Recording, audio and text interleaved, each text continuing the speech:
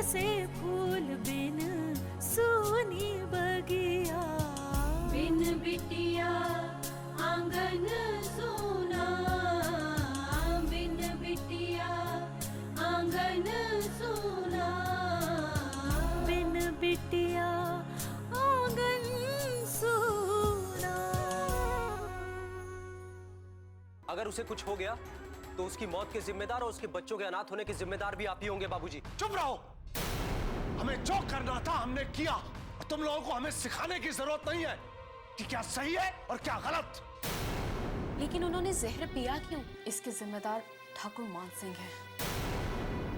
काश कि मैं उन्हें उनके कर्मों की सजा दिला पाऊं। हम जो कहेंगे वही तुम्हें करना है, हम जो चाहेंगे वही तुम्हें सोचना है। तो फिर अपने दिमाग की खिड़की पे ताले लगाओ। अगर तुम ये सोचते हो कि तुम कुछ भी गलत काम करोगे मैं चुपचाप खड़ा देखता रहूंगा, मैं दादाजी नहीं तुम्हारा पापा हूं।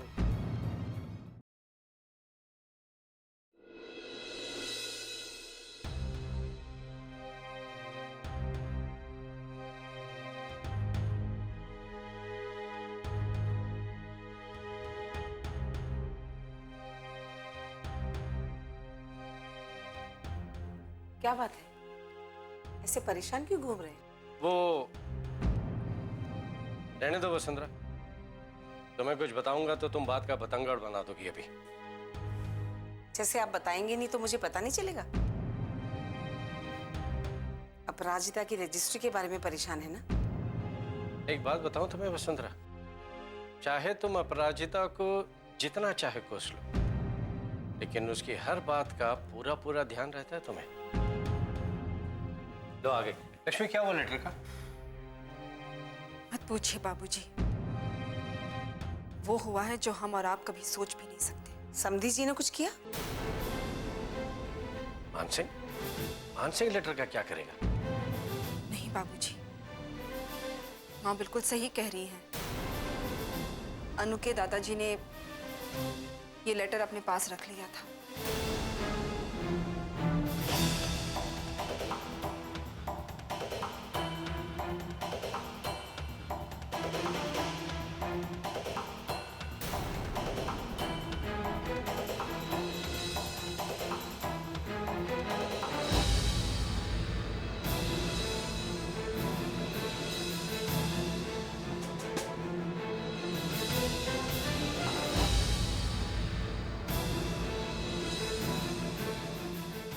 देखा, मैं तो पहले से ही जानती हूँ, वो तो हमें बर्बाद करने पे तुले हुए हैं।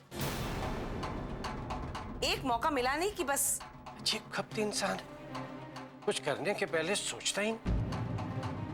अपनी पोती का नुकसान करने जा रहा था। वो तो अपराजिता को कभी चाहते ही नहीं थे, वो तो उसे मारने पे तुले हुए थे। फिर वो डॉक्टर बने या ना बने उन्हें क्या फर्क पड़ता है? उसे तो कभी अपना समझा ही नहीं उन्होंने। हाँ बाबूजी, जब से अपराजिता डॉक्टर बन गई है ना, तब से वो बौखलाए हुए हैं। इसलिए उन्होंने ये हरकत की है, क्योंकि वो नहीं चाहते हैं कि लड़कियां अपने दम पर कुछ बन जाए, नाम कमाए। ये तो होना ही था, क्योंकि मानसिंह जी को तो लड़कियों से नफरत है। इसीलिए वो अपराजिता को आगे बढ़ते हुए नहीं देख सकते। पता नहीं उसे रोकने के लिए वो और क्या क्या करेंगे।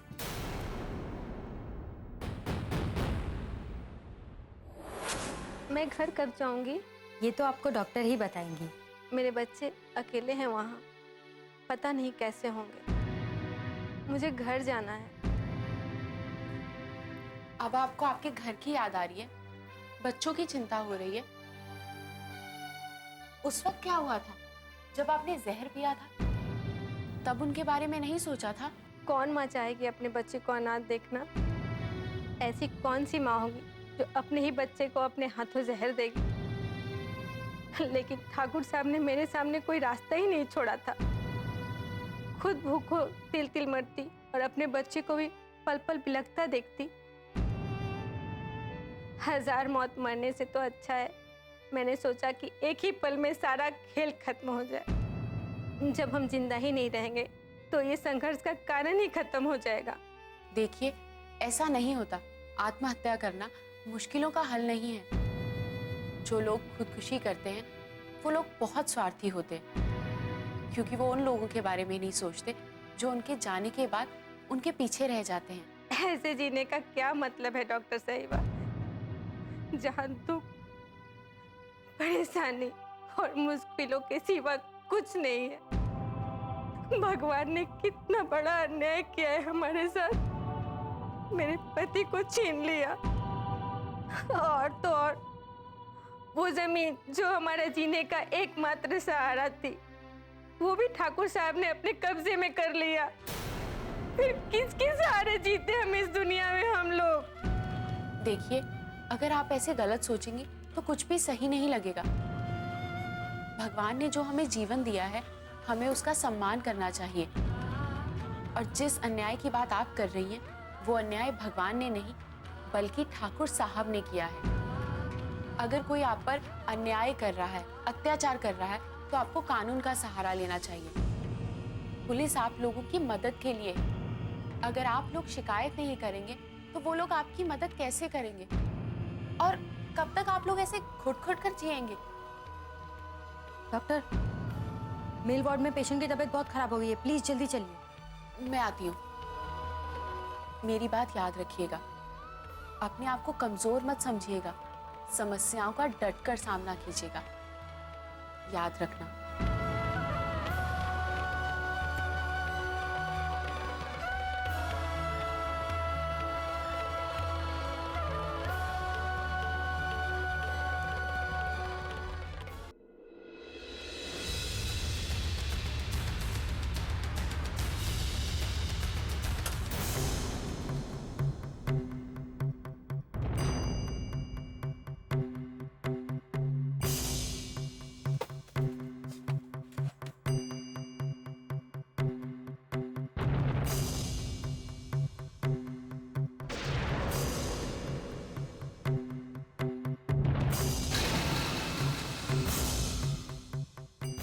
बिन बिटिया आंगन सोना।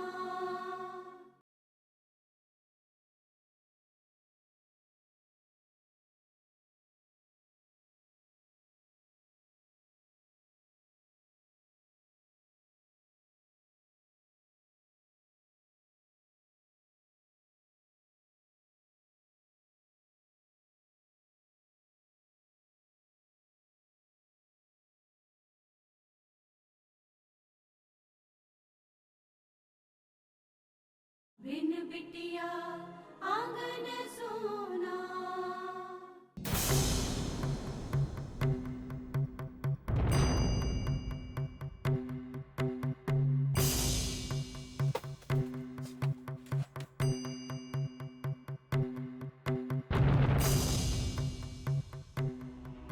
कहाँ जा रहे हो तुम?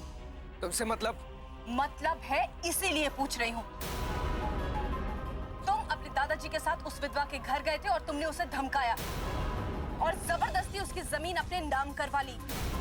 इसकी सजा जानते हो तुम? तुम्हें इस मामले में पढ़ने की जरूरत नहीं। जरूरत है, क्योंकि तुम्हारी वजह से उस विधवा ने आत्महत्या करने की कोशिश की और इस वक्त वो अस्पताल में जिंदगी और मौत से लड़ रही है। हाँ तो मरी तो नहीं ना? फिर क्यों मेरा सर खा रही हो? हट जाओ मेरे सामने से, मेरा दिमाग पहले ही बहुत खराब है। ए माँ बाप की बिगड़ा औलाद है? मैडम से किस तरह बात कर रहा तू? चुप कर, बीच में मत बोल, वरना इतना मारूंगा ना कि हुलिया बिगड़ जाएगा तेरा, समझा? चुप रहो अभिमान, इतना अभिमान करने की जरूरत नहीं है। तुम अभी छोटे हो और ये सारी बातें तुम्हें शोभा नहीं देती। दूसरों को धमकाना, उनको धोखा देना, ये सारी बातें अच्छी नहीं हैं। ये सब करके तुम अपनी ताकत के बल पर एक दो बार बच जरूर सकते हो, लेकिन ऐसा हर बार नहीं होगा। याद रखो कि ऐसे कामों का अंजाम बहुत बुरा होता है। अपना लेक्चर अपने पास रखो। मैंने तो अपने कॉलेज में अपना लेक्चर नहीं सुना, फिर तुम्हारी बकवास सुनूंगा? हट जाओ मेरे सामने से। मैं तुम्हें ऐसे नहीं जाने दूंगी। तुमने बहुत बड़ा अपराध किया है, वरना मैं तुम्हें... वरना क्या? क्या? हाँ,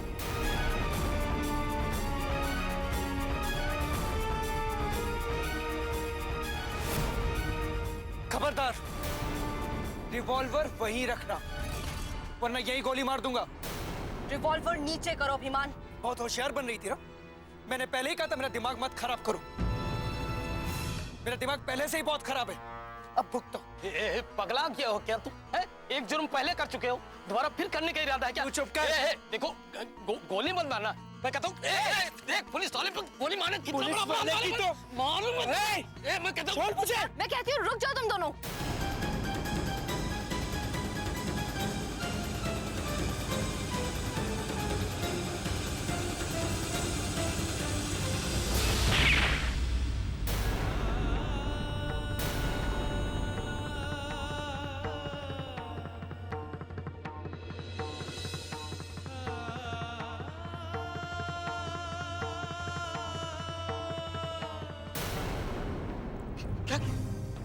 अरे बाप रे बाप, तूने पुलिस वाले में गोली मारी। तुझे मैं छोड़ूंगा नहीं, तू देख लूंगा, बता देता हूँ। मैडम परेशान मत हो, आइए अस्पताल ले चलते। बैठिए मैडम।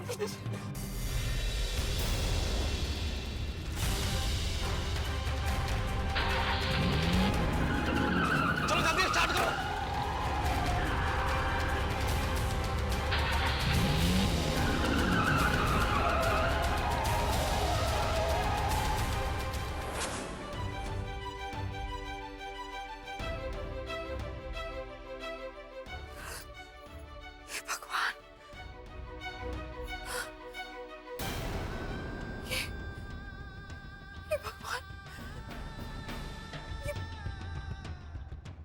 मेरी बच्ची,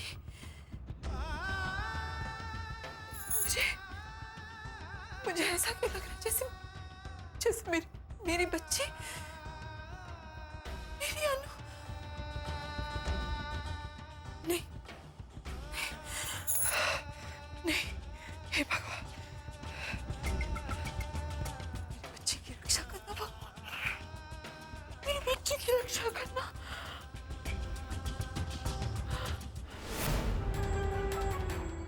हे भगवान, ऐसा क्यों लग रहा है मुझे? अनु ठीक तो है ना?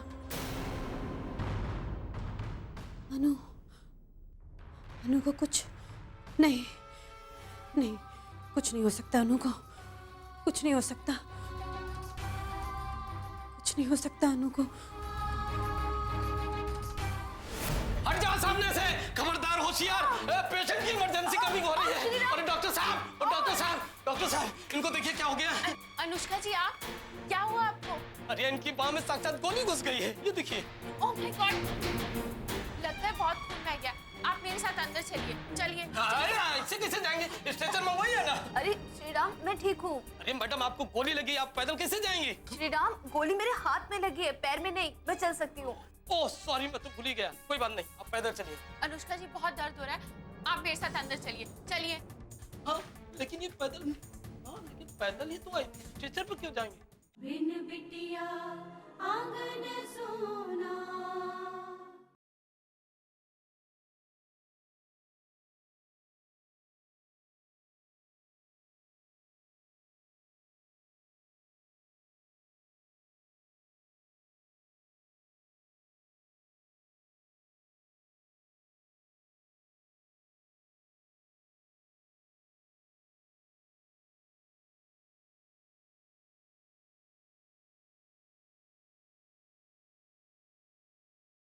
बिन बिटिया आंगन सोना।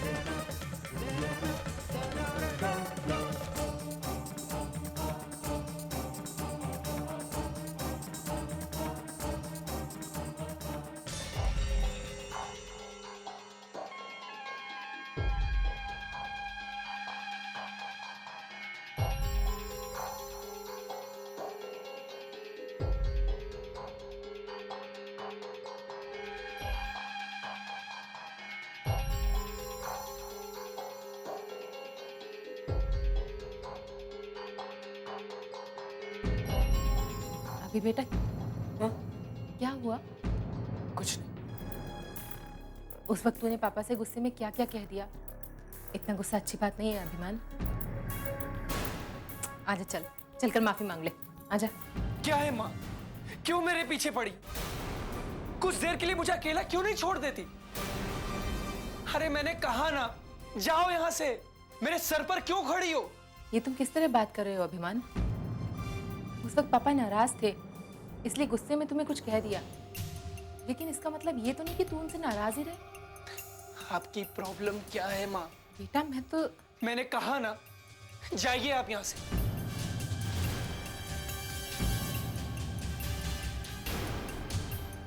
कावेरी, तुम जाओ यहाँ से। लेकिन बाबूजी ये हमने कहा ना तुम जाओ। हम हैं इसके साथ। जी क्या हुआ अभिमान? तुम परेशान क्यों? दादाजी, मुझसे बहुत बड़ी गलती। ऐसी क्या बात हो गई जिस वजह से तुम इतने परेशान?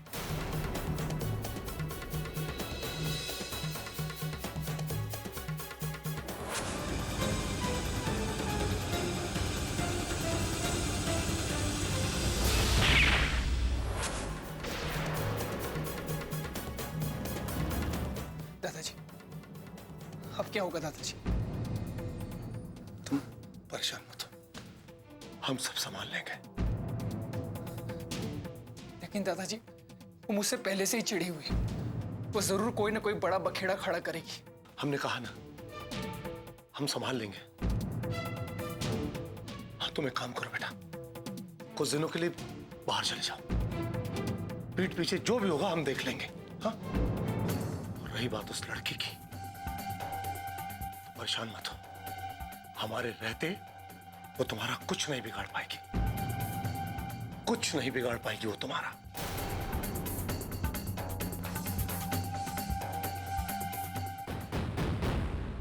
बिन बिटिया आंगन सोना।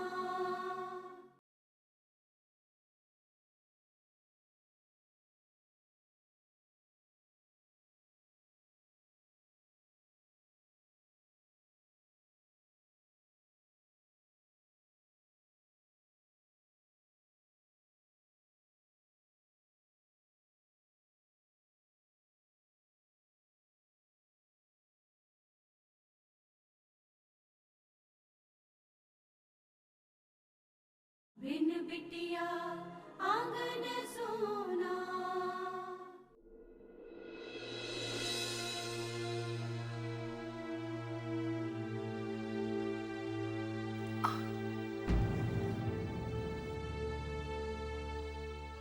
बहुत दर्द हो रहा है? नहीं। बाहर हवलदार तो कह रहा था कि आपको गोली लगी है, लेकिन गोली तो निकली नहीं। अच्छा, मुझे लगता है गोली आपकी बाह को घायल करते हुए निकल गई होगी। हाँ शायद ऐसा ही हुआ होगा। मैंने ड्रेसिंग कर दी है, लेकिन घाव बहुत गहरा है, आपको बहुत दर्द होगा। दर्द की तो आदत हो गई है मुझे। किस दर्द की बात कर रही हैं आप? चोट के दर्द की या जिंदगी के दर्द की? दोनों की।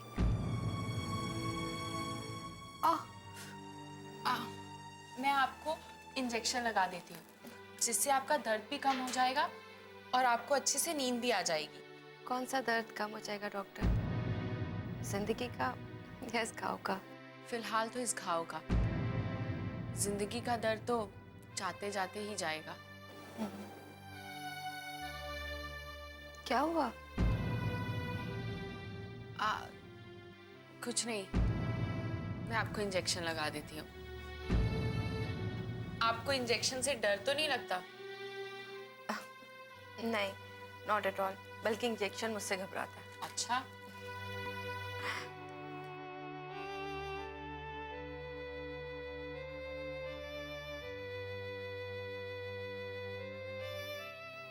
हो गया?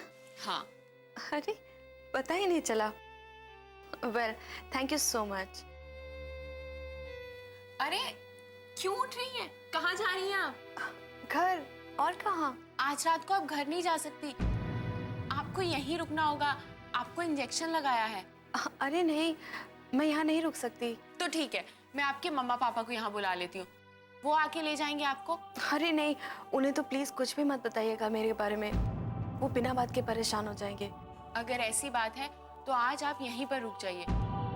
रात का वक्त है और इस हालत में आपका जाना ठीक नहीं होगा। अरे आप तो बिना बात के परेशान हो रही हैं, मैं चली जाऊंगी। श्रीराम है ना मेरे साथ? श्रीराम तो चले गए, कह रहे थे कि उनके कोई रिश्तेदार यहाँ रहते हैं। जी श्रीराम भी ना। मेरे पास एक आइडिया है, आप यहाँ नहीं रुकना चाहती तो आप मेरे साथ मेरे घर चलिए। अरे लेकिन बस अब ये फाइनल हो गया कि आप मेरे साथ मेरे घर चल रही हैं और अब इसके बाद कोई बात नहीं होगी। अरे ऐसे कैसे अपराजिता जी, वहाँ मेरी माँ परेशान हो रही होंगी। तो लाइए घर का नंबर, मैं खुद उनसे बात करती हूँ। आप मेरी बात तो सुनिए। पहली बात तो ये, आप मुझे ये आप कहना बंद कीजिए, मुझे अजीब लगता है। आप मुझे तुम कहा कीजिए।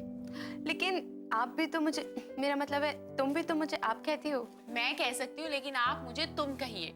अरे ये क्या बात हुई? जैसा मैं कह रही हूँ वैसा कीजिए, वरना मैं आपको अनुष्का आंटी कहकर बुलाना शुरू कर दूंगी। अरे नहीं नहीं, मैं तुम्हें तुम ही कहूंगी बस। देखा, दर्द हो रहा है ना? मैं आपको यहाँ से किसी भी कीमत पर जाने नहीं दूंगी। और वैसे भी आपको भी मेरी फीस देनी है, तो मेरी फीस यही है कि आपको मेरे साथ मेरे घर जाना होगा, समझी?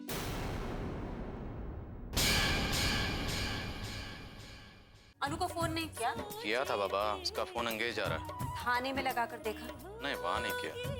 कितने लापरवाह हो गए हैं आप। यही तो खासियत है लक्ष्मी की, सबकी परेशानियों को अपना समझती है, दूसरों के दुख देखकर वो अपने आप को रोक नहीं पाती। किसी दिन इसी मूर्खता की वजह से ना कोई दुर्घटना हो जाएगी ना, तब भी उसके गुण गाते रहना आप।